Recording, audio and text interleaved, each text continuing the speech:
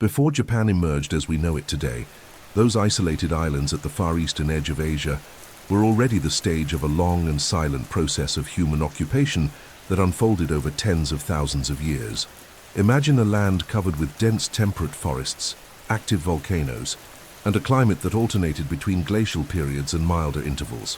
At the end of the Ice Age, when large parts of the planet were still dominated by massive ice sheets and the seas were much lower, the Japanese islands were connected to the Asian continent by land bridges, and it was through these natural passages that the first groups of hunter-gatherers arrived, bringing with them rudimentary stone tools and a nomadic way of life that forced them to coexist with nature in a deep and direct way.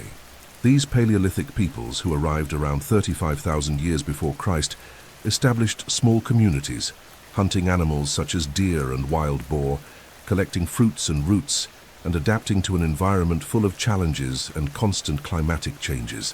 As time passed, around 14,000 years before Christ, a silent revolution began to take place. While much of the world was still struggling to master agriculture, these island communities developed one of the oldest known pottery traditions on Earth. This was the Jomon culture, a name that literally means cord-marked, due to the braided patterns engraved on their clay pots and vessels. These artifacts, discovered by archaeologists, reveal a creative and skilled people who began to use containers to store food and cook, something that transformed the human relationship with food and allowed for a more stable life, even without the systematic cultivation of plants. The Jomon culture is so peculiar that for thousands of years it survived based on a combination of hunting, fishing, and gathering, while at the same time developing an artistic tradition that would deeply mark the identity of ancient Japan. Jomon villages emerged near rivers, lakes, and coasts, always taking advantage of the abundant resources of the sea and land. Small groups organized themselves into huts made of branches and clay, semi-buried to withstand the intense cold of the winters, and spent much of the year exploring natural resources in a surprisingly balanced way. The presence of huge shell mounds at archaeological sites shows the importance of the sea and aquatic resources for these communities, which depended as much on the tides as on the forest. Over time, stone tools became more sophisticated, giving rise to sharper arrowheads, blades, and bone tools that allowed a better use of resources. All of this formed the basis of a society that, although simple and primitive to modern eyes, was complex in its own logic of survival. Another striking characteristic of the Jomon peoples was their spirituality. There was no writing yet, nor organized political systems, but archaeological evidence indicates that these communities had rituals and beliefs connected to nature. The so-called dog, small clay figurines found throughout the archipelago, are an intriguing example of this. With exaggerated feminine shapes, large eyes, and details that resemble symbols of fertility and protection, these figures were probably used in ceremonies to ask for good harvests, health, and protection against disease. The presence of these representations demonstrates a type of collective awareness that connected people to the land, to the cycles of life, and to the invisible forces of the world. This deep connection between human beings and nature, so characteristic of Japan even today, has very ancient roots that begin exactly here in this prehistoric period. At the end of the Jomon era, around 1,000 years before Christ, the climate became more stable and new migratory waves began to arrive from the Asian continent, bringing with them a profound transformation that would open the doors to the next great period, the Yayoi. But up to this point it is impossible not to recognize that the Jomon peoples left a lasting legacy. They were not only the first known inhabitants of the archipelago, but they also established a pattern of relationship with the environment that shaped the Japanese spirit. Each fragment of pottery, each shell left in ancient mounds, and each figurine molded in clay tells a story of adaptation, art, and spirituality in a Japan that did not yet have a name, but was already beginning to form its unique cultural identity. With the gradual transition from the Jomon period to the Yayoi period, around 300 years before Christ, one of the most important chapters in the formation of Japan began to be written. New migratory waves coming from the Korean peninsula and the Asian continent crossed the sea and arrived on the Japanese islands, bringing with them knowledge that would forever change the lives of the local communities. Among these skills were systematic agriculture, particularly the cultivation of rice in flooded fields, the metallurgy of bronze and iron, as well as new forms of social organization and more advanced construction techniques. These Yayoi people did not replace the Jomon overnight, but gradually integrated, blending cultures, and little by little the archipelago began to experience a silent revolution that transformed hunter-gatherers into sedentary farmers. The cultivation of rice was a turning point, not only in food production, but in the entire social structure. Unlike hunting and gathering, agriculture requires planning, collective work, and a deep understanding of the seasonal cycle. The Yayoi communities learned to dig channels, build dikes, and create flooded rice paddies, ensuring a more stable and abundant food source. This led to population growth and the emergence of the first larger permanent villages, which no longer depended exclusively on seasonal natural resources. This new way of life also led to the development of a clearer division of labor and an incipient social hierarchy, where local leaders coordinated production and protected food reserves. Alongside agriculture, metallurgy brought advances that drove technology and weaponry forward. Bronze began to be used to create ritual bells called dotaku, which played an important role in community ceremonies, while iron revolutionized the making of tools and weapons, enabling greater efficiency in agriculture and increasing the military power of those who possessed them. These transformations made the villages more complex, and for the first time in the history of the archipelago, clear signs of conflict began to appear between rival clans over fertile lands and the control of trade routes. Thus, while Yayoi society advanced culturally, it also entered an era of disputes, rivalries, and struggles for power. The spiritual customs inherited from the Jomon period continued to be present, but gradually transformed with the arrival of new influences. Contact with more advanced cultures brought different elements, creating a syncretism between ancient, nature-centered rituals and new ceremonial practices. The worship of the kami, the spirits of nature, began to take on more organized forms, and villages began to gather at agricultural festivals, celebrating the fertility of the land and asking for protection against natural disasters, which at that time were already part of the daily life of those volcanic islands. The spiritual connection with the elements remained a distinctive trait, but now shaped by a more stable and complex way of life. By the end of the Yayoi period, which extended until approximately the 3rd century after Christ, the archipelago was no longer just a scattered collection of isolated communities.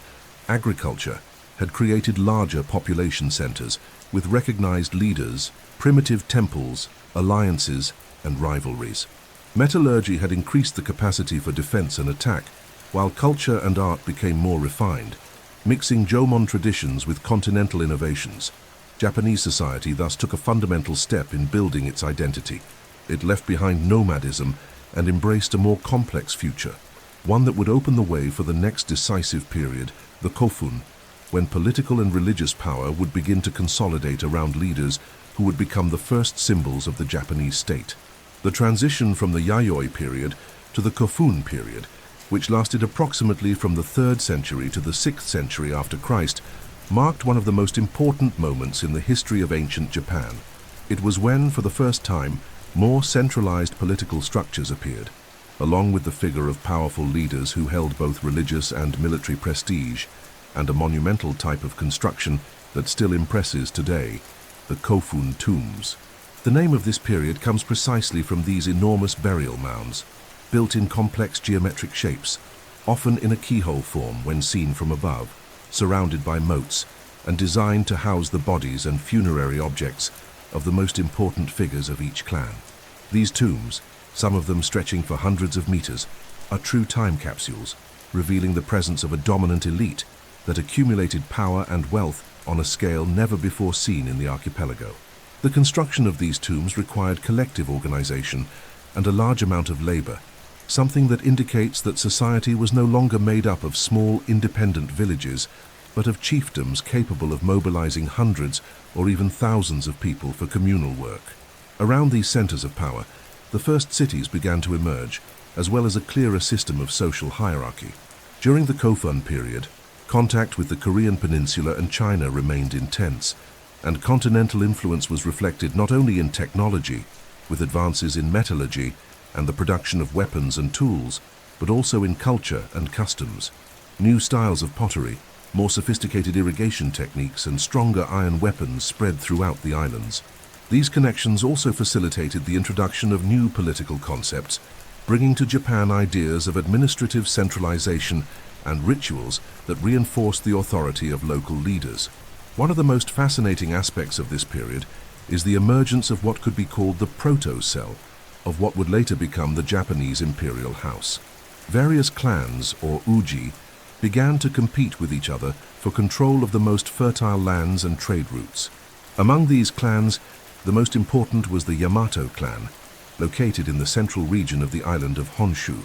Through military and religious alliances, this clan managed to establish a form of hegemony, giving rise to what would later be considered the symbolic beginning of the Japanese Empire. There was not yet an emperor as we know today, but the embryo of the figure of a sovereign was already evident, a leader who combined political power, military authority, and spiritual legitimacy. Another remarkable element of the Kofun period is the presence of the haniwa, small clay statues placed on and around the tombs. These figures, shaped like humans, animals, or objects, were intended to protect the deceased in the spiritual world and possibly to represent members of society or warriors who would accompany the leader into the afterlife.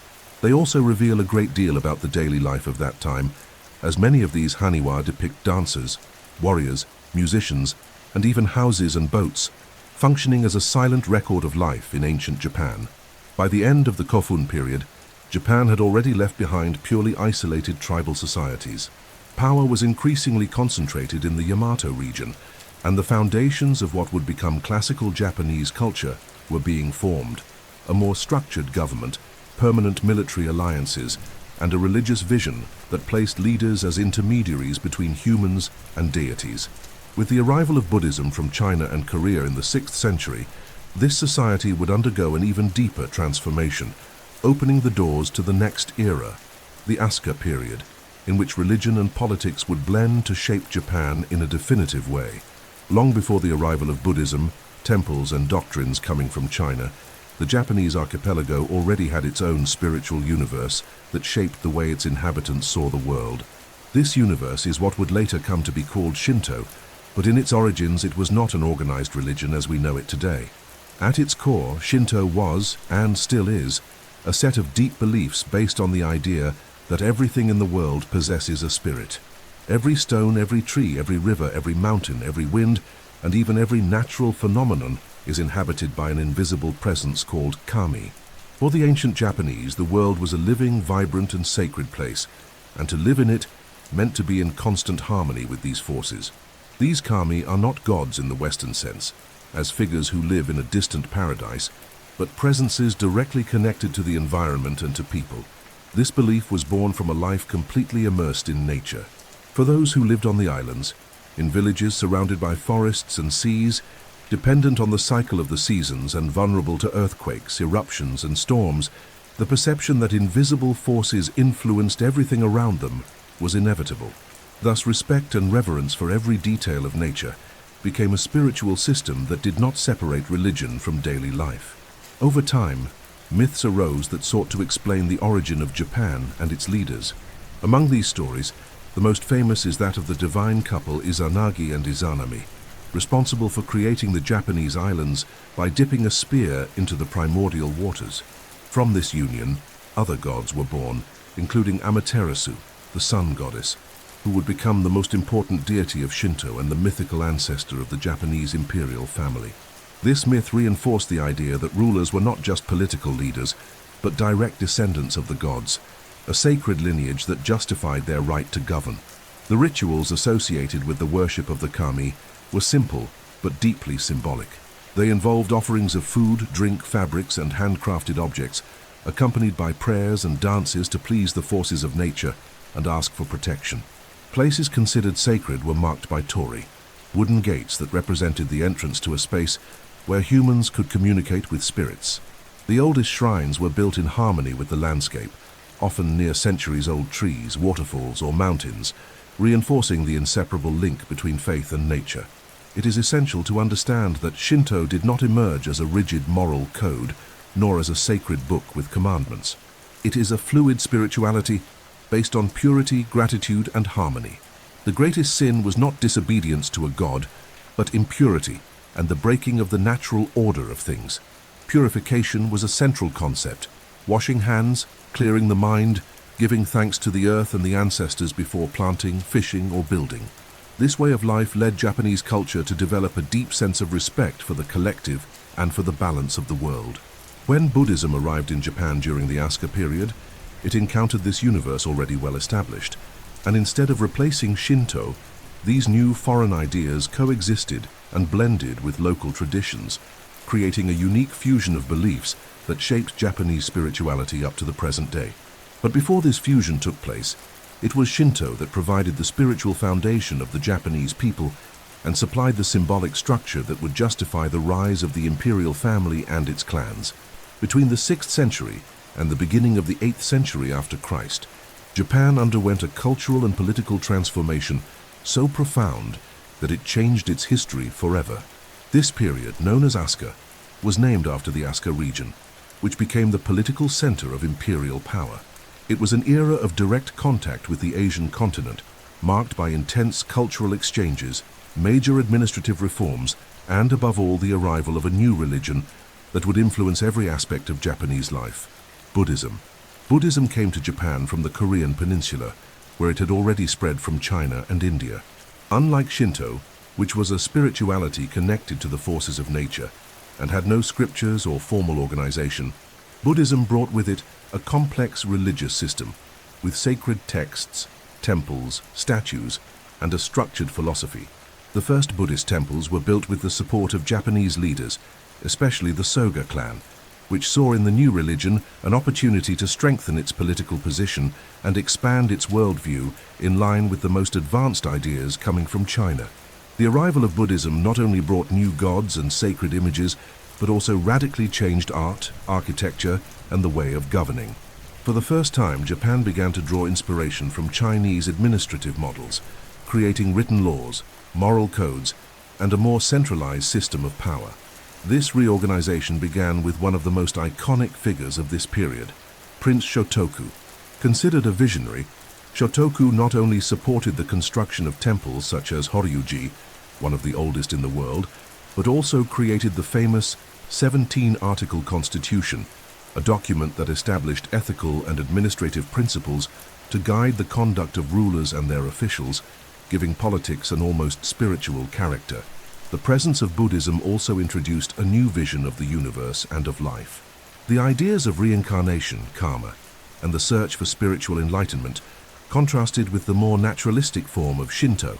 However, instead of conflict, these two traditions began to complement each other. While Shinto continued to celebrate the kami and the purity of nature, Buddhism brought more elaborate rituals, images, and a deeper sense of philosophy, creating a dual spirituality that would become characteristic of Japan for centuries to come. Beyond the religious and political spheres, the cultural influence of Buddhism spread rapidly. Buddha sculptures, mural paintings depicting scenes of spiritual life, hand-copied manuscripts, and large wooden temples began to appear throughout the archipelago. These temples became not only places of worship, but also centers of learning, where monks studied astronomy, medicine, poetry, and law.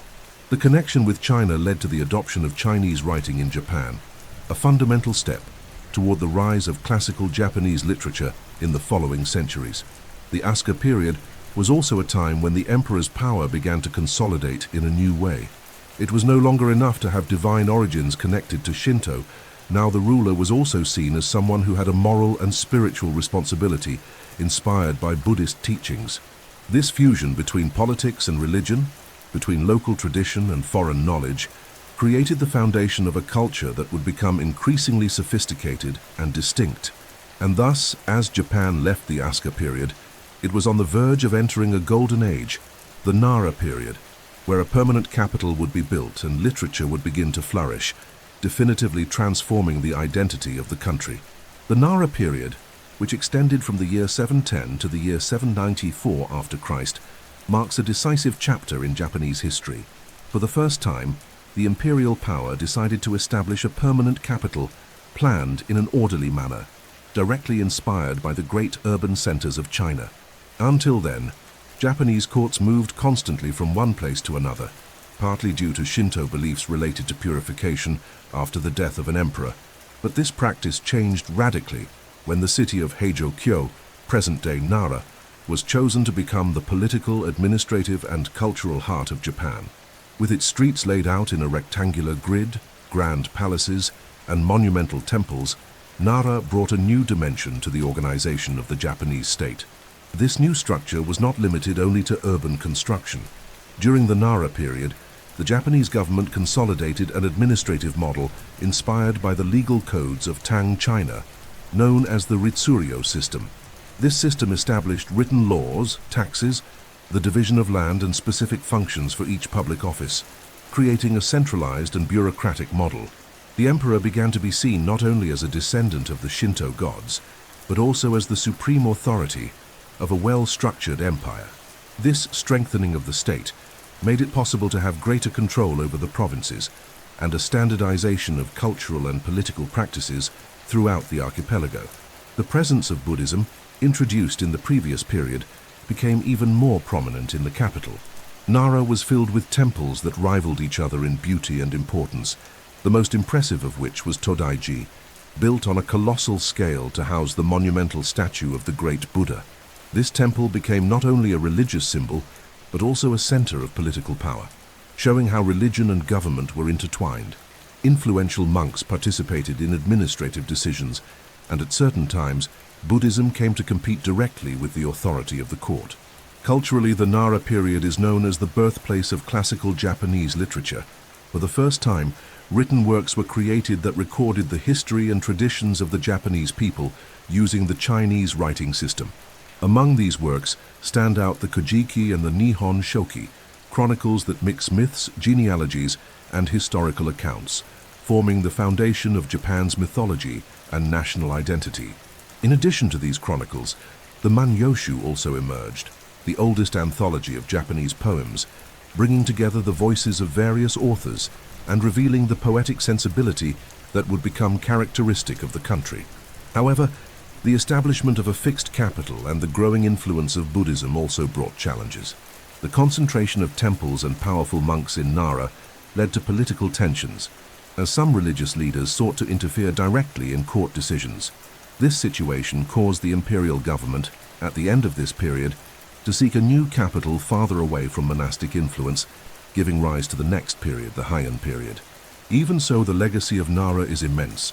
It was here that Japan for the first time consolidated a written identity, a centralized administration, and a planned city, establishing the foundations of an empire that sought stability and culture. The Heian period, which extended from 794 to 1185 after Christ, is often remembered as the golden age of classical Japanese culture. After the political tensions that marked the end of the Nara period, Emperor Kamu decided to move the capital to a new location, far from the religious influence of Nara, and thus the city of Heian-kyo was born, which would later be known as Kyoto. This act marked the beginning of a period of political stability and cultural flourishing that deeply shaped the aesthetics and identity of Japan. The imperial court of Heian became a true center of refinement. The nobility developed a lifestyle that valued art, elegance, and mastery of etiquette.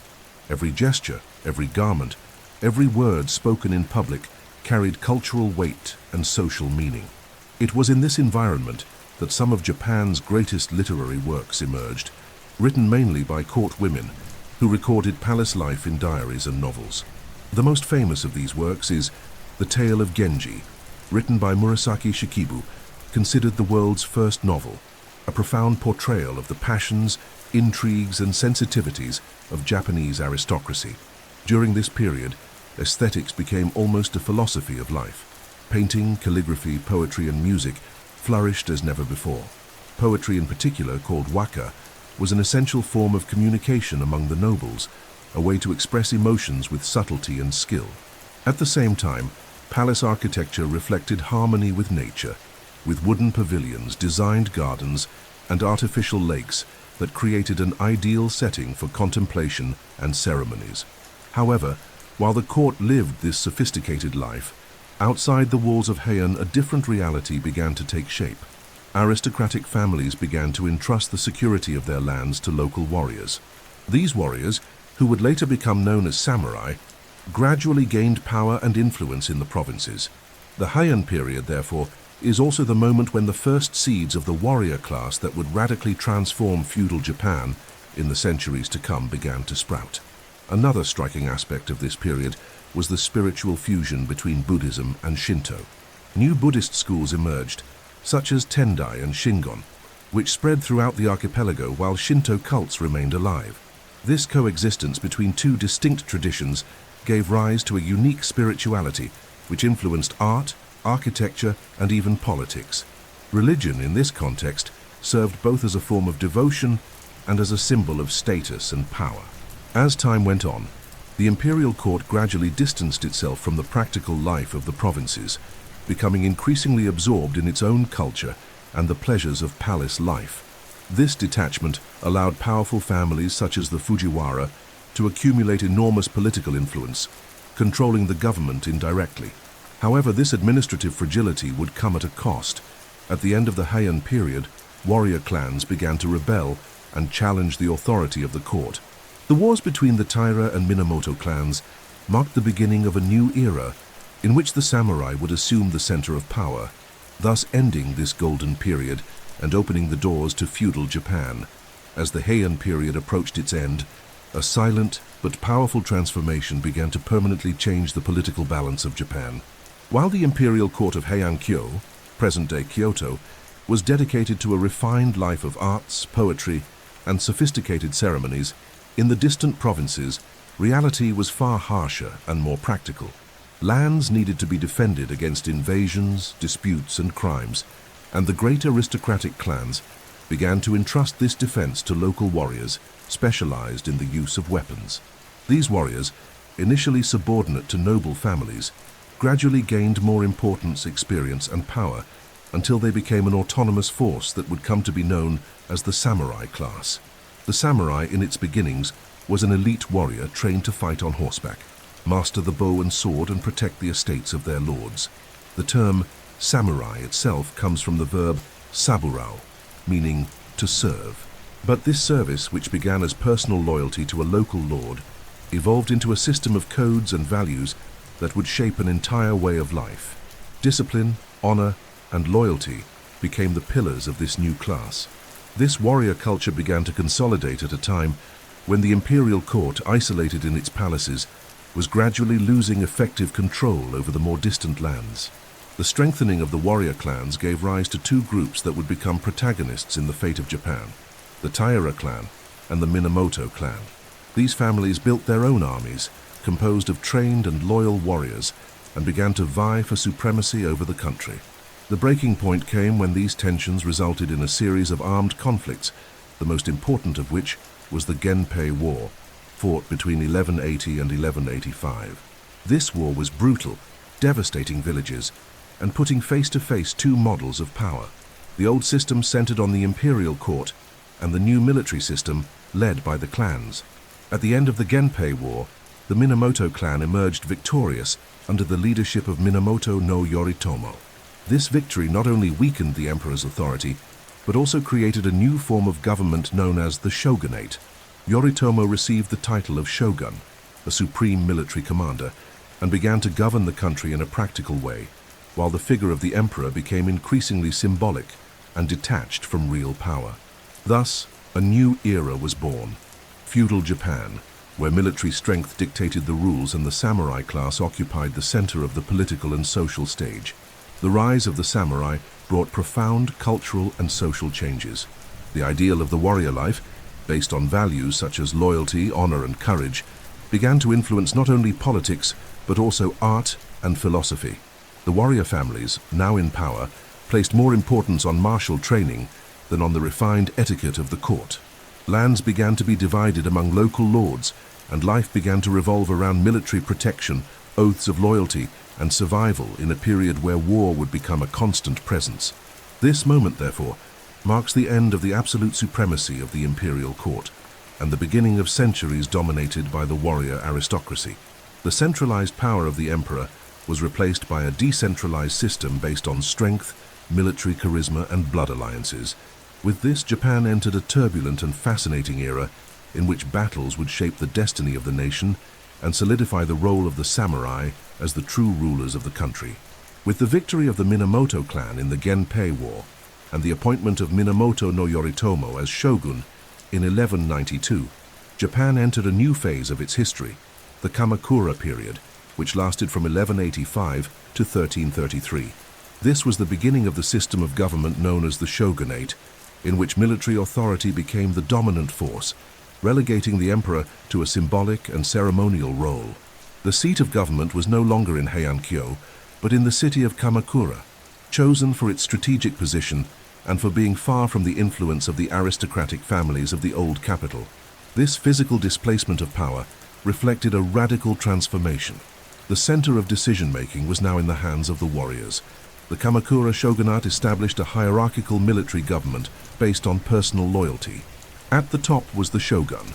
Below him, the regional military governors called shugo, and further down, the local administrators called jito, responsible for collecting taxes and maintaining order. Japanese society came to be organized according to a feudal system, in which land ownership and military loyalty became the basis of power. In this context, the samurai ceased to be mere hired warriors and became the backbone of the state, living under a strict code of honor and discipline that would later give rise to Bushido. The Kamakura period was not only a time of political reorganization, it also faced major external challenges. Among these, the most striking was the threat of the Mongol Empire in the 13th century. Under the command of Kublai Khan, the Mongols, who had already conquered China, turned their attention to Japan. In 1274, a massive fleet crossed the sea to invade the Japanese islands, bringing soldiers, archers, and warships. Despite the numerical superiority and military technology of the invaders, the resistance of the samurai was fierce. After intense fighting, an unexpected storm, called by the Japanese kamikaze, or divine wind, destroyed much of the Mongol fleet, forcing them to retreat. 7 years later, in 1281, the Mongols tried again, this time with an even larger force, but history repeated itself. The Japanese defenses, combined with another powerful storm, decimated the invading fleet. These victories against such a formidable enemy reinforced the belief that the gods protected Japan, and the term kamikaze became engraved as a symbol of divine salvation. However, these attacks came at a very high price. The need to maintain coastal defenses drained the shogunate's finances, and since there were no new lands to reward the samurai who had fought, many of them went into debt and became dissatisfied. Meanwhile, internally, the power of the Hojo clan, which acted as regent of the shogun after Yoritomo's death, was strengthening. The Hojo controlled the government of Kamakura with increasing rigidity, but they also faced a growing number of rebellions from other dissatisfied clans. This climate of political tension, combined with the economic difficulties after the Mongol invasions, gradually eroded the stability of the regime. The legacy of the Kamakura period is immense. It was during this period that the samurai consolidated their position as the military elite of Japan, and the feudal system became deeply rooted. In addition, the ideals of discipline and self-sufficiency shaped not only politics but also culture and spirituality, with the popularization of Zen Buddhism, which spread mainly among the warriors for its emphasis on focus, simplicity, and resilience. However, this balance would last only a short time. Internal divisions and the weakening of the shogunate would open the way for new civil wars and for a new period of chaos and transition. With the fall of the Hojo clan and the collapse of the Kamakura shogunate at the beginning of the 14th century, Japan entered a new chapter of its history, the Muromachi period, also known as the Ashikaga period, which lasted approximately from 1336 to 1573. This period takes its name from the fact that the center of military government was moved to the Muromachi district in Kyoto under the command of the Ashikaga clan. Although it began with the hope of restoring order, it became one of the most turbulent periods in Japanese history, filled with internal wars, rivalries between clans, and political instability. Paradoxically, however, it was also a time when Japanese culture flourished brilliantly, strongly influenced by Zen Buddhism. The rise of the Ashikaga clan occurred after a conflict between the imperial court and the military lords. At first it seemed that the power of the emperor would be restored, but soon the new Ashikaga shoguns took command, re-establishing military supremacy over the aristocracy of the court. The difference this time was that the shogunate chose Kyoto as its base of power, maintaining a closer relationship with the old imperial capital. This proximity allowed a certain coexistence between the refined culture of the court and the military values, creating a fusion between tradition and pragmatism that would define the identity of this period. Culturally, the Muromachi period is inseparable from the influence of Zen Buddhism, which brought a simple, contemplative and disciplined aesthetic that permeated all forms of art. Zen gardens, with their symbolically arranged stones, carefully raked sand, and plants positioned to create natural balance, became a symbol of the search for serenity. The tea ceremony, or chanoyu, which would take on its definitive form a little later, began to establish itself as a ritual of harmony and respect, while tea houses became places for intellectual and spiritual gatherings. This Zen spirit also influenced architecture and martial arts. The use of clean lines, empty spaces and natural materials began to predominate in the construction of temples and houses. At the same time, martial schools multiplied, refining techniques of combat and mental discipline, since Zen philosophy emphasized the importance of controlling the mind in moments of tension. This fusion of spirituality and combat shaped a warrior who was more introspective and strategic. However, while culture flourished, politically, the country plunged into chaos. The authority of the Ashikaga shogunate was never as solid as that of the Minamoto in Kamakura. Several regional clans began to grow stronger, becoming practically autonomous. This situation led to what would be known as the Sengoku period, or the era of warring states, a succession of internal conflicts that would last for more than a century. The famous Onin War, which began in 1467 and devastated Kyoto, is an example of how instability took over the country. Despite the wars, or perhaps precisely because of them, the culture of this period became deeply consolidated. The art of no theater flourished, with plays that combined music, poetry, and drama in a highly stylized form. Sumi-e ink painting, based on the use of few brushstrokes and the expression of emptiness, gained prominence as a form of visual meditation. Even amid the destruction of battles, the search for beauty and discipline became a defining characteristic of the Japanese spirit. Thus, the Muromachi period can be seen as a vivid contrast. On one side, a fragmented country at war, with a weakened central authority. On the other, a society that produced some of the most refined artistic and philosophical expressions in all of Japanese history. This combination of violence and culture prepared the ground for the next era, in which Japan would plunge into total war among rival clans, desperately seeking a new unification. From the second half of the 15th century, Japan plunged into what would become one of the most violent and chaotic periods in its entire history, the Sengoku Jidai, or Age of Warring States, which lasted approximately from 1467 to 1603. This period of almost a century and a half was marked by the near-total absence of central authority, as the power of the Ashikaga shogunate collapsed, and each region of the country came to be controlled by local lords, the daimyo, who fought among themselves for territorial dominance. The starting point of this bloody era was the Onin War, which began in 1467, an internal conflict for power in Kyoto that destroyed the capital and made it clear that the shogunate no longer had the strength to govern the country. From that moment on, Japan fragmented into dozens of autonomous domains.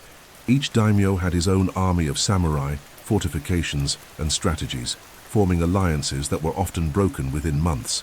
Battlefields spread across all regions of the archipelago, and war became part of daily life. In this scenario, the Japanese castle began to take shape.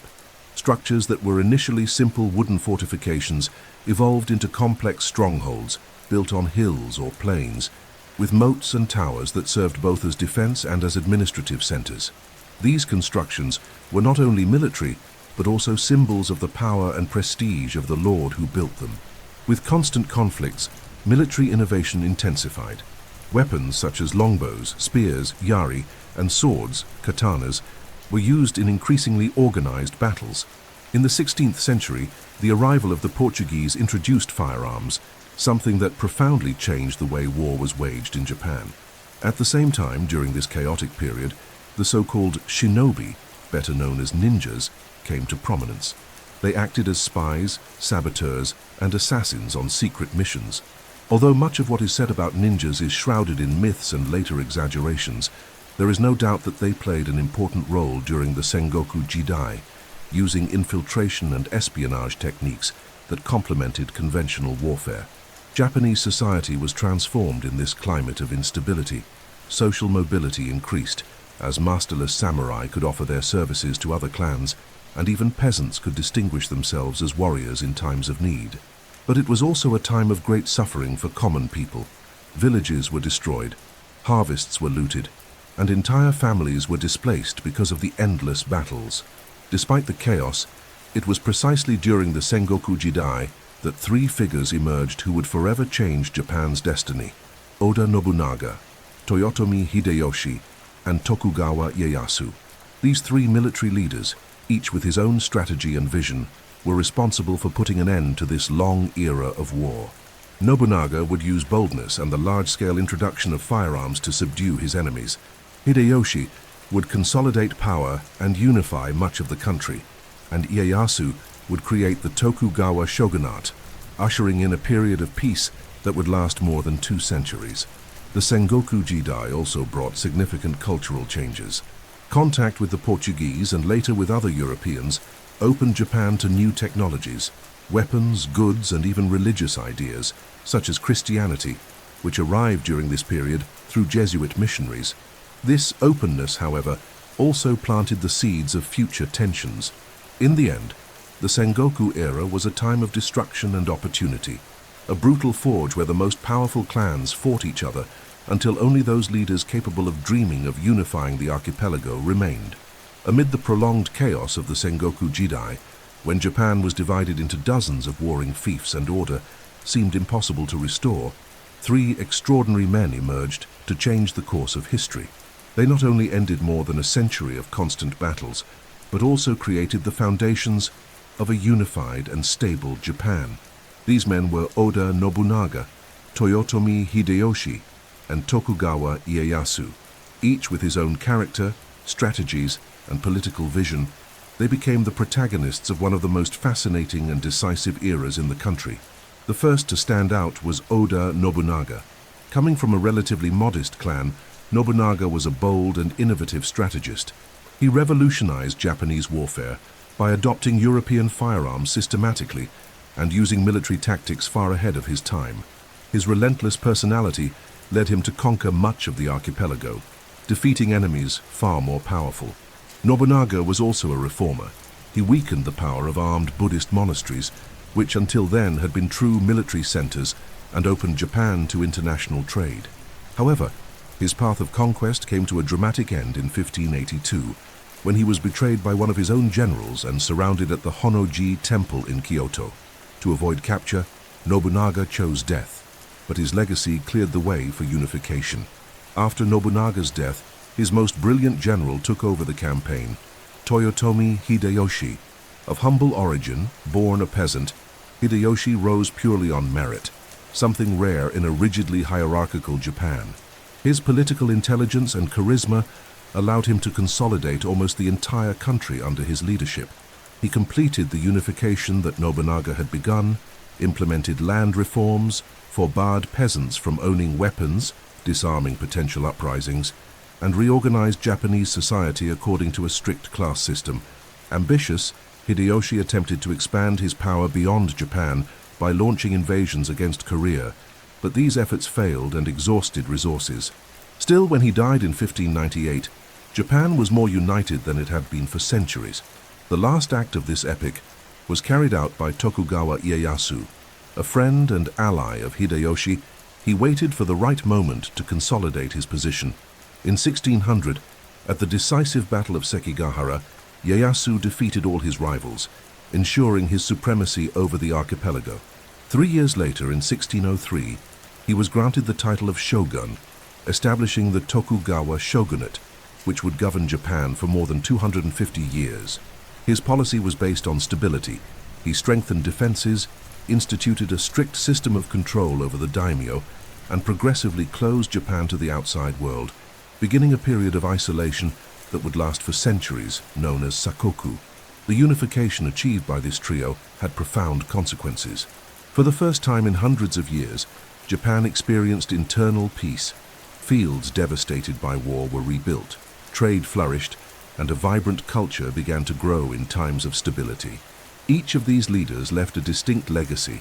Nobunaga, with his audacity and break from traditional warfare, Hideyoshi with his improbable rise and social reforms, and Ieyasu with his strategic patience and ability to create a lasting system. Thus ended the Sengoku era and began the Edo period, one of the longest periods of peace in Japanese history. But unification, despite its success, came with a price: the imposition of strict control and an extremely hierarchical society, where social mobility was almost eliminated. Stability had been achieved, but at the cost of an isolation that would deeply shape Japan's destiny for more than 2 centuries. The Edo period, also known as the Tokugawa period, officially began in 1603 with Tokugawa Ieyasu's rise to the title of shogun and lasted until 1868. For more than 2.5 centuries, Japan experienced a unique moment of political stability, internal peace, and almost complete isolation from the rest of the world. It was an era in which swords fell silent and culture flourished as never before, but also a period of rigid social control and the closing of the country's doors to foreign influences. The political capital was moved to the city of Edo, which would later become Tokyo. Under the Tokugawa shogunate, Japan established an extremely centralized and efficient political system. Each daimyo, or feudal lord, maintained control over his own domain, but was subordinate to the shogun. A sophisticated system known as sankin kotai required these lords to spend part of the year in the capital, leaving their families as political hostages, thereby guaranteeing loyalty and preventing rebellions. This structure brought lasting peace and drastically reduced internal conflicts, allowing Japan to rebuild and prosper. International isolation, known as Sakoku, was another hallmark of the Edo period. Starting in the 1630s, Japan prohibited the entry and exit of foreigners and severely restricted foreign trade. Only a few ports, such as Nagasaki, maintained limited relations with the Dutch and Chinese under strict control. This isolation allowed Japanese culture to develop autonomously, creating a distinct style and a stronger identity. At the same time, this policy delayed the country's modernization in comparison to the scientific and technological advances of the West. Society during the Edo period was rigidly hierarchical. At the top were the samurai, who no longer needed to fight constantly but served as administrators, teachers, and guardians of order. Below them were the peasants, responsible for agricultural production, followed by artisans and merchants, who despite their lower status grew very wealthy during this period. The samurai code of conduct, known as Bushido, reached its most refined form, emphasizing values such as honor, discipline, loyalty, and self-control. Even without frequent wars, the samurai remained the backbone of the Tokugawa system, maintaining order and serving as moral examples for society. Amid this peace, the arts prospered. Edo became one of the largest cities in the world, vibrant and full of cultural activity. Kabuki theater, with its dramatic performances and elaborate costumes, captivated audiences. Ukiyo-e prints, made from woodblock carvings, portrayed everyday life, landscapes, and famous actors, creating an artistic style that is still recognized worldwide. Literature flourished with popular tales, haiku poetry, and satirical works reflecting urban life. The tea ceremony, gardening, and other artistic expressions linked to Zen continued to develop, bringing balance and contemplation into daily life. However, this stability also brought challenges. The lack of contact with the outside world began to make Japan vulnerable to global changes. Over the centuries, economic crises, natural disasters, and growing dissatisfaction with strict social constraints gradually weakened the Tokugawa system. When armed foreign ships, led by Commodore Matthew Perry, arrived on Japan's shores in the mid-19th century, demanding that ports be opened, the country realized it could no longer remain isolated.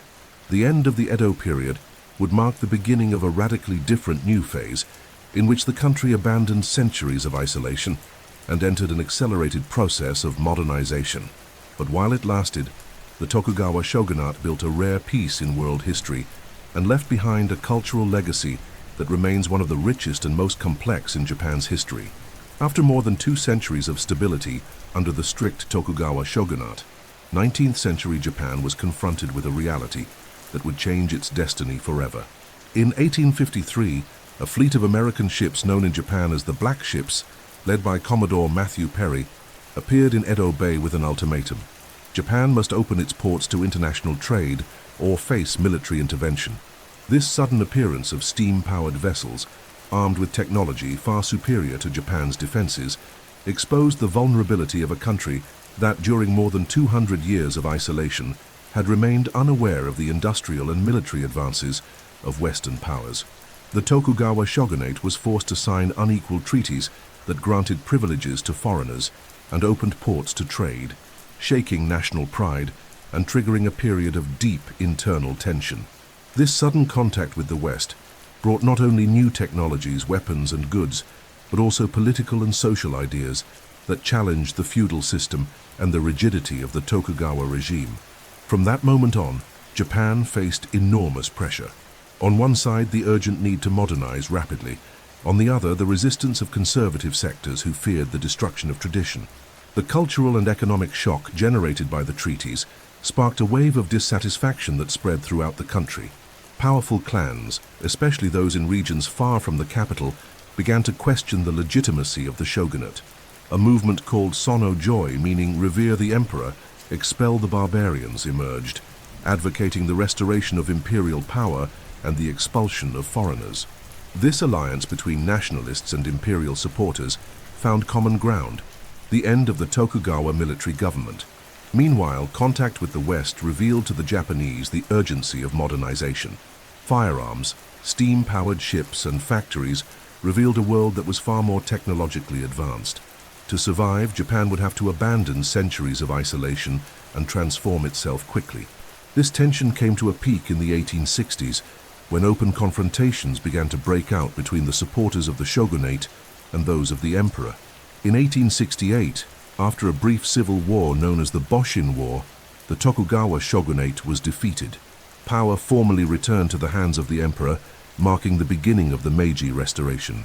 This event was not just a political change. It represented the end of feudalism, the fall of the samurai as the dominant class, and more than 250 years of isolation. From then on, Japan launched itself into an intense process of transformation, inspired by Western models, seeking to modernize in every aspect and to regain its sovereignty in the face of foreign powers. The fall of the shogunate and the arrival of the Black Ships symbolized the moment when Japan was forced to look beyond its borders and realize that a new world was emerging. This clash between tradition and modernity would profoundly shape the coming decades, giving rise to one of the most remarkable political, social and economic revolutions in modern history. The Meiji Restoration, which began in 1868 after the final fall of the Tokugawa shogunate, was one of the most transformative and rapid periods in Japanese history. In just a few decades, a country that had been isolated from the rest of the world for more than 2 centuries deliberately plunged into a process of political, military, economic, and cultural modernization inspired by the West. The formal return of political power to the emperor was not just a symbolic act. It marked the beginning of the construction of a centralized and modern state capable of facing external pressures and reclaiming its sovereignty in the face of industrial powers. Under the leadership of the young Emperor Meiji, Japan began a vast set of reforms known as the Meiji Reforms. One of the first measures was the abolition of the feudal system and the rigid division of society into classes. The domains of the daimyo were abolished and turned into provinces administered directly by the central government, and the ancient class of samurai lost the privileges and stipends that they had maintained for centuries. To replace a defense system based on hereditary warriors, Japan created a modern national army, organized along European lines and equipped with Western weapons and tactics. Another key pillar was accelerated industrialization. Inspired by the models of England, France, and Germany, Japan built railways, ports, factories, and steamships. Modern machines were imported, and diplomatic missions traveled abroad to study new technologies and bring scientific knowledge to the archipelago. The educational system was completely restructured, becoming compulsory and modeled after Western standards, with schools teaching science, mathematics, foreign languages, and industrial techniques. This intellectual openness and investment in infrastructure rapidly transformed an agricultural economy into an industrial one. Politically, the Meiji Constitution, promulgated in 1889, established a parliament, the Diet, and launched a constitutional government. Nevertheless, the emperor maintained a central and almost absolute role as a symbol of national unity. Modernization also extended to the legal, financial, and diplomatic systems, allowing Japan to begin negotiating on equal terms with foreign powers. In the military field, Japan went from a backward country to a regional power in just a few decades. Victory in the First Sino-Japanese War from 1894 to 1895, and in the Russo-Japanese War from 1904 to 1905, showed the world that Japan was now a modern military force capable of defeating great empires. These victories not only expanded its territorial influence, but also consolidated the country's prestige as a new world power. Modernization, however, did not mean a simple copy of the West. Japan skillfully adapted external influences to its own culture, creating a unique identity that combined tradition and modernity. The architecture of the cities began to blend historic temples with European-style buildings. In art, new forms of painting and literature emerged that integrated Western techniques and Japanese themes. Fashion and urban customs changed rapidly, but reverence for history and national symbols remained intact. The Meiji Restoration was therefore a revolution in every sense. It transformed an isolated agricultural feudal archipelago into an industrialized and competitive nation, ready to assert itself on the international stage. This vertiginous advance, however, also awakened imperialist ambitions and set Japan on a path that would lead to even greater confrontations in the 20th century. At the beginning of the 20th century, after the extraordinary success of the Meiji Era reforms, Japan established itself as an emerging power capable of rivaling traditional empires. This new phase, known as Imperial Japan, was marked by rapid industrial growth, an unprecedented military buildup, and an expansionist foreign policy that sought to make the country the leading power in Asia. With a growing economy and a modern army, Japan set out on an ambitious project to secure access to natural resources and consolidate an empire in East Asia. The first major milestone of this rise was victory in the Russo-Japanese War between 1904 and 1905. By defeating a European empire in a modern conflict, Japan demonstrated to the world its military and technological strength. This feat not only strengthened Japan's prestige, but also resulted in control over Korea and expanded influence in Manchuria.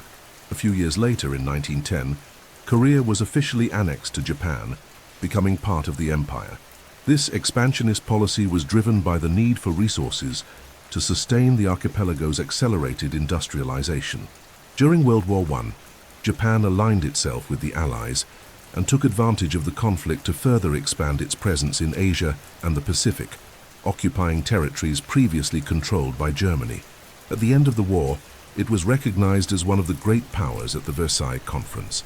Japan's entry into the League of Nations in 1920 confirmed its new international status. However, this rise also led to growing tensions with other Western nations, especially the United States and Britain, who began to see Japan as a dangerous competitor. In the following decades, the country plunged deeper into militaristic nationalism. Japanese society began to exalt obedience to the emperor, regarded as a divine figure, and to promote values such as discipline, sacrifice, and absolute loyalty to the nation. Political power gradually came to be dominated by generals and admirals, and industry was organized around the needs of war. The Great Depression of 1929 worsened internal tensions, leading Japan to seek new territories as a solution to its economic difficulties. In 1931, Japanese troops invaded Manchuria, creating a puppet state called Manchukuo, and in 1937, the country launched a large-scale war against China, beginning a brutal conflict that would become one of the bloodiest chapters in Asian history.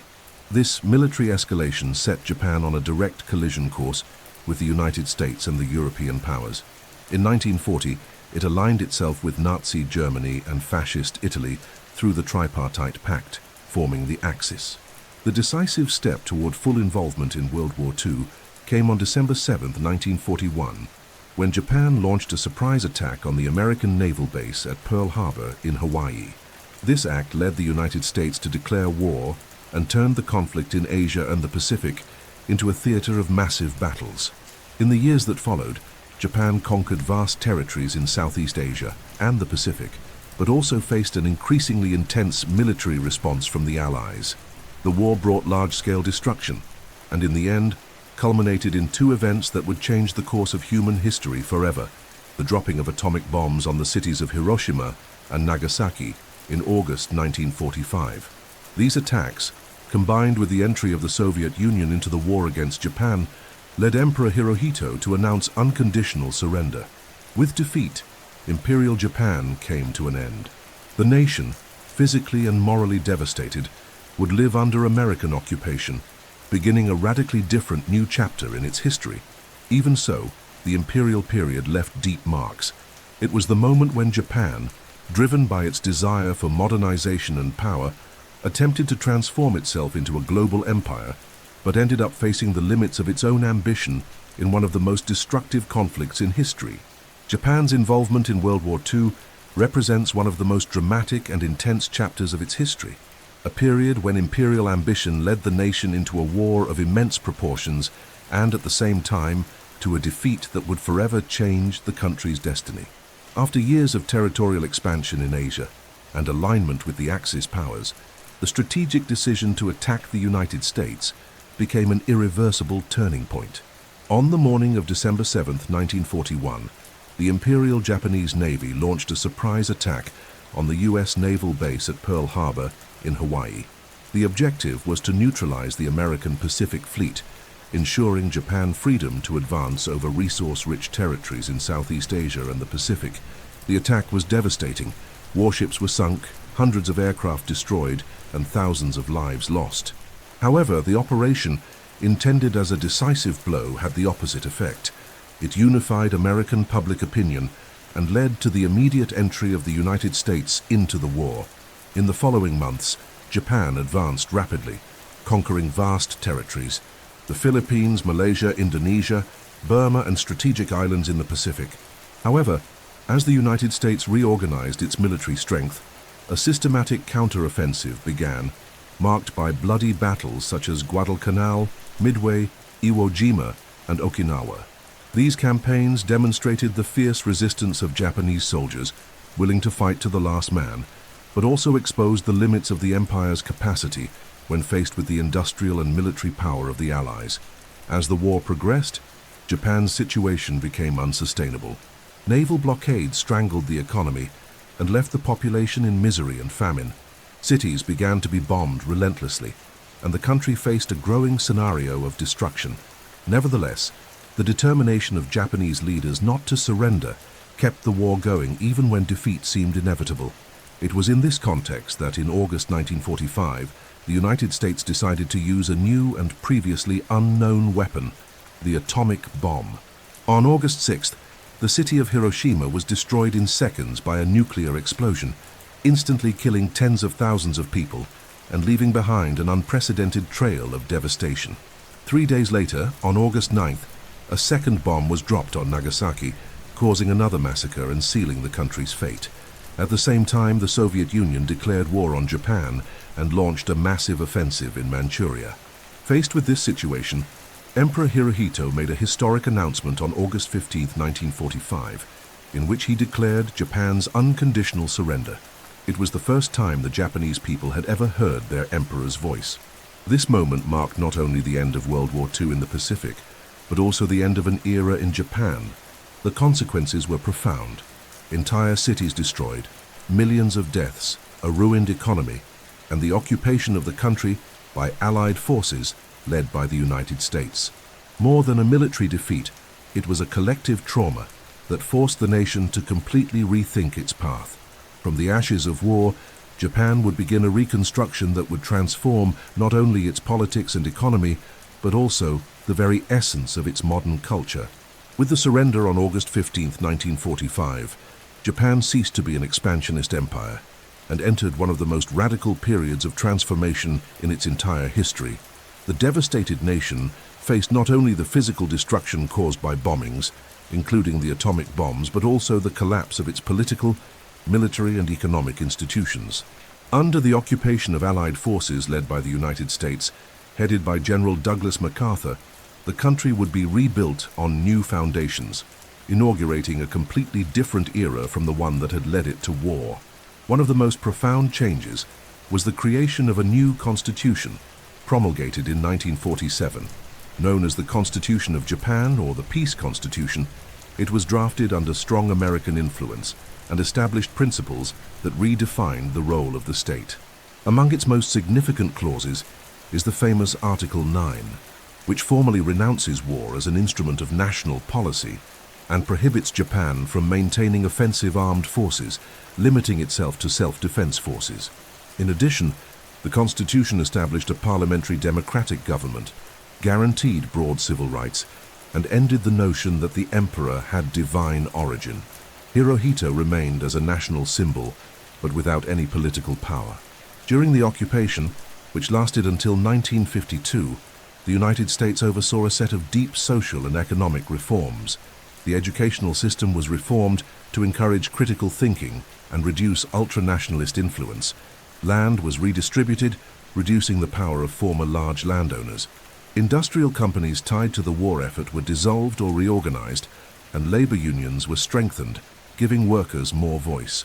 These measures aimed not only to rebuild the country, but also to prevent the resurgence of aggressive militarism. Economically, Japan faced a colossal challenge: devastated cities, destroyed infrastructure, and a population suffering from hunger. With financial and logistical support from the Dodge Plan and American aid, a recovery process began that soon accelerated. Japan also benefited from the geopolitical context of the Cold War. The United States saw Japan as a strategic ally in the Pacific and invested heavily in its economic stability. Culturally, this period was also marked by intense contact with the West. Products, technologies, and ideas from the United States began to circulate in the country, bringing influences that blended with local traditions. At the same time, Japanese society began to build a new identity based on peace, scientific progress, and technological innovation, leaving behind the image of a militaristic empire. By the end of the occupation in 1952, Japan had regained its sovereignty, but had already been profoundly transformed. It now had a democratic government, a formal commitment to peace, and an economy ready to grow. This rebirth would mark the beginning of one of the most impressive periods in contemporary history, the so-called Japanese economic miracle, during which, in just a few decades, the country would rise from ruins to become one of the world's largest economic powers. After the end of the American occupation in 1952, Japan began a reconstruction process that in just a few decades transformed a country devastated by war into one of the largest economic powers on the planet. This phenomenon, known as the Japanese economic miracle, is one of the most remarkable examples of a nation's resilience and adaptability. The impressive growth was the result of a combination of internal and external factors that aligned almost perfectly. Internally, Japan adopted an economic policy focused on industrialization, supported by a highly organized and strategically oriented central government. Large business conglomerates known as keiretsu emerged or were reorganized, grouping industries, banks, and trading companies into strategic alliances. These groups, many of which originated from the pre-war zaibatsu that had dominated the economy, became the engines of modernization. The educational and social reforms implemented during the occupation had created a highly literate, disciplined population ready to work in advanced technology sectors. On the international stage, the context of the Cold War acted as a catalyst. The United States, fearing the advance of communism in Asia, invested heavily in Japan's stability. In addition to initial financial support, military contracts and orders related to the Korean War, from 1950 to 1953, injected capital into the Japanese economy, creating a solid foundation for growth.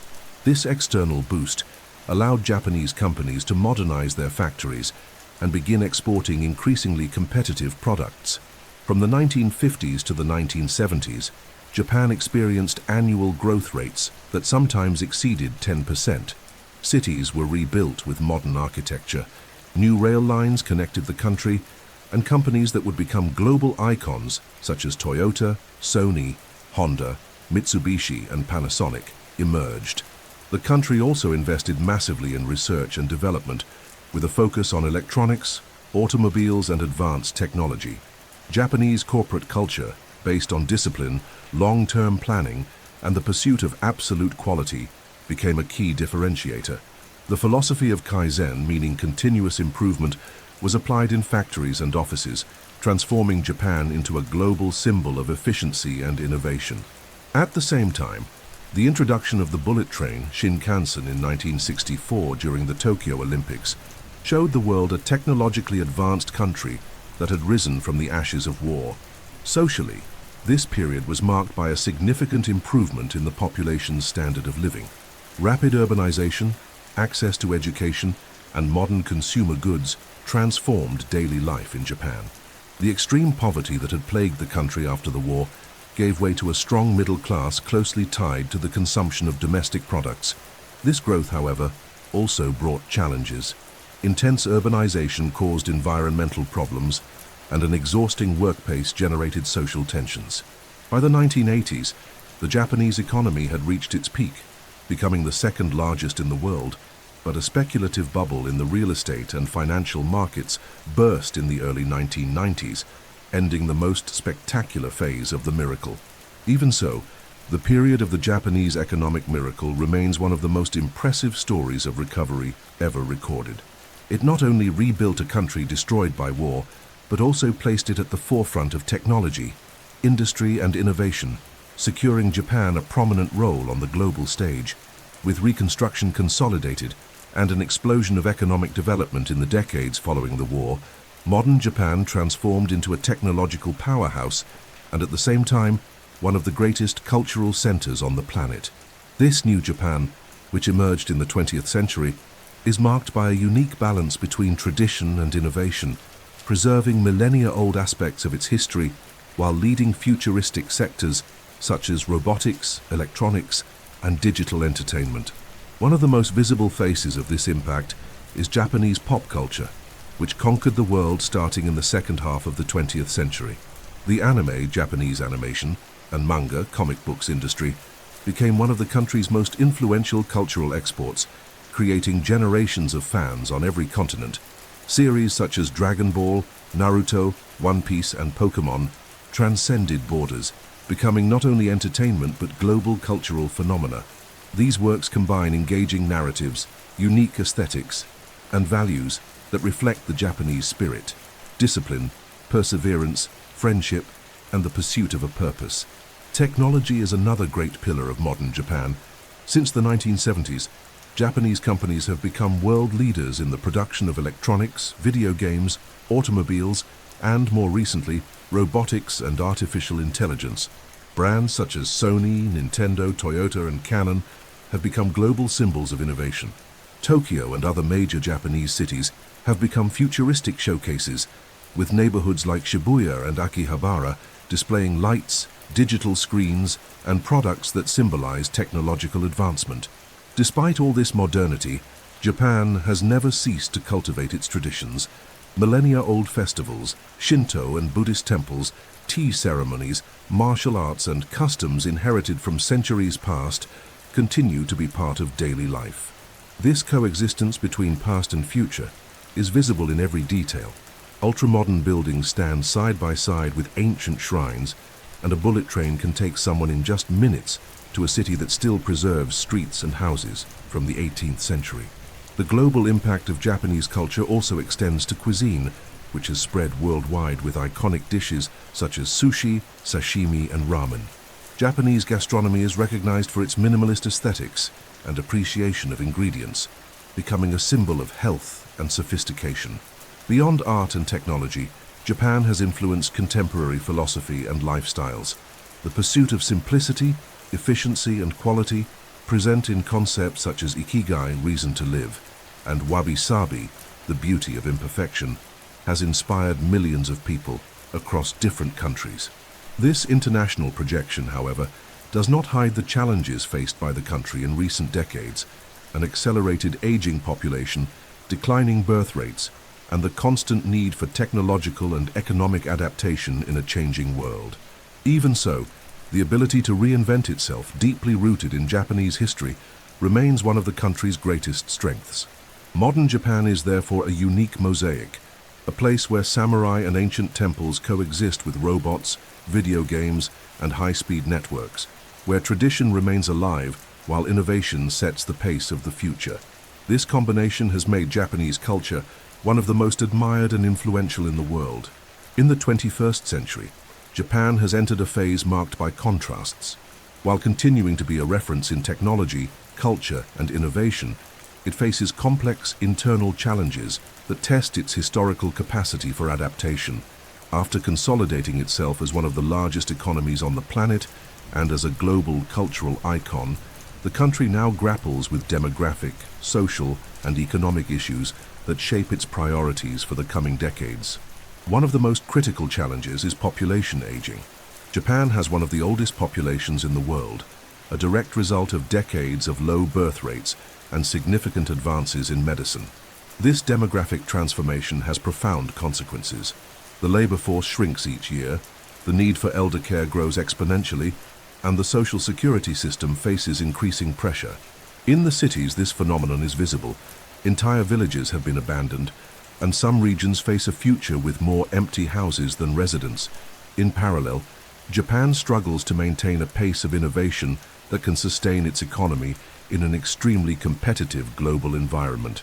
Japanese companies continue to stand out in robotics, electronics, automobiles, and artificial intelligence, but they face increasingly intense competition from countries such as South Korea, China, and the United States. This technological race forces the country to constantly invest in research and development while seeking to prepare a new generation to deal with rapid transformations. The relationship between tradition and modernity remains one of the most striking features of contemporary Japan. The preservation of ancient festivals, temples, ceremonies, and traditional arts continues to coexist with ultra-modern metropolises such as Tokyo and Osaka, which showcase futuristic architecture and some of the most advanced transportation systems in the world. At the same time, Japanese culture maintains a growing global influence through the export of anime, manga, video games, and gastronomy, reaffirming its position as one of the most powerful creative hubs on the planet. In the political and diplomatic arena, Japan is also experiencing a phase of repositioning. As a peaceful nation with a constitution that limits the use of armed forces, the country invests in strategic alliances and the development of defensive technologies to maintain its security in a delicate geopolitical environment in East Asia. At the same time, it seeks an active role in global discussions on the environment, science, and innovation. The coming decades will be decisive in defining how Japan will deal with these challenges. There is a growing effort in areas such as automation, robotics, and artificial intelligence, not only to maintain technological leadership, but also to compensate for the shrinking workforce. Programs that encourage selective immigration are beginning to emerge, something historically rare in such a homogeneous society. 21st century Japan, therefore, is a country that continues to surprise. Even while facing an unprecedented demographic crisis and global pressures, it remains a symbol of discipline, resilience, and the ability to reinvent itself. The history of this people shows that, just as they did in the past in the face of wars, isolation, and catastrophes, Japan is capable of transforming challenges into opportunities, and this will be the key to its future. Over thousands of years, Japan has followed a unique path, marked by periods of isolation and openness, destruction and rebirth, tradition and innovation. This journey has left a profound legacy, not only for the Japanese people, but for the entire world.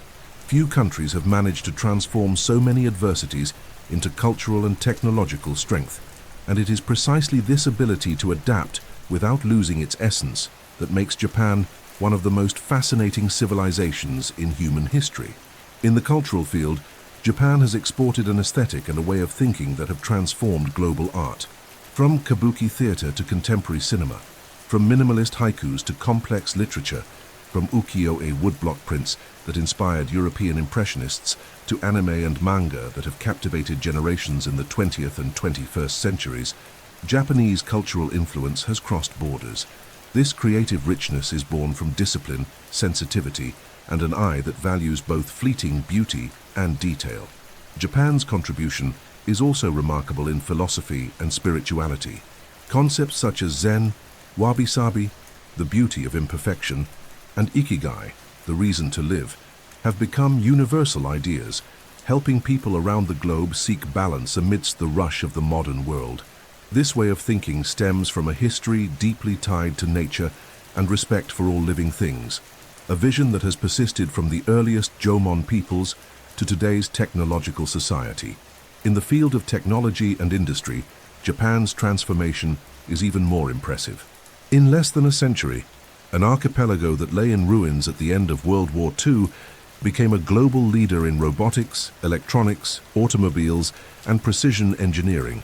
Japanese principles of quality, discipline, and continuous improvement revolutionized production methods worldwide, influencing factories and industries on every continent.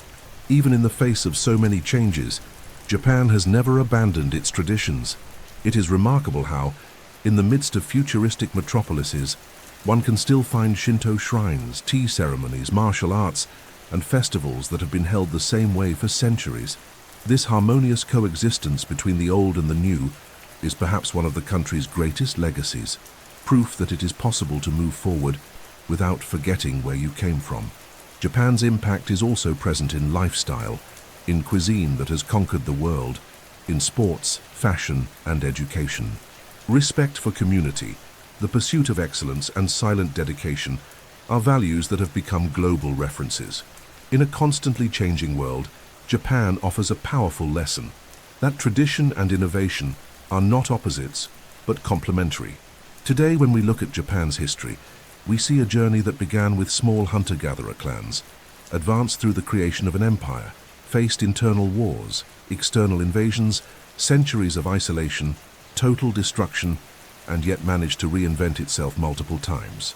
The strength of this legacy lies not only in its material achievements, but in the mindset that allowed it to flourish, an unshakable ability to rebuild, to learn from the past, and to transform challenges into art, culture, and technology.